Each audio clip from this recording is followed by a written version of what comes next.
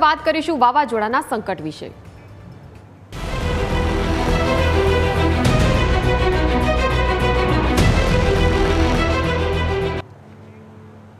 તો અરબ સાગરમાં વાવાઝોડું વધુ તીવ્ર બન્યું છે। આગામી 24 કલાકની અંદર આ વાવાઝોડું વિકરાળ સ્વરૂપ ધારણ કરે તેવી સંભાવનાઓ છે।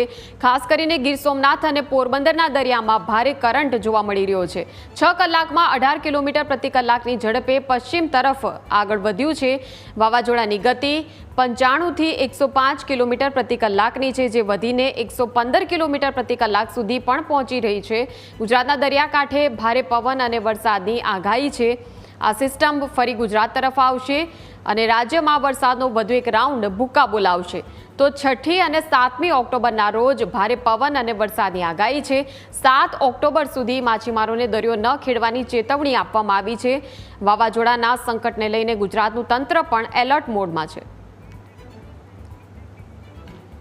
તો 7 ઓક્ટોબર સુધી વરસાદી માહોલ યથાવત રહેવાનો છે, એટલે 7 ઓક્ટોબર સુધી માછીમારોને દરિયો ન ખેડવાની સૂચના આપવામાં આવી છે અને સાથે જ દરિયાકાંઠે જે રહીશો, જે વિસ્તારો છે, તમામ આસપાસના ગામડા છે, તેમને પણ સાવચેતી રાખવાની સૂચના આપવામાં આવી છે।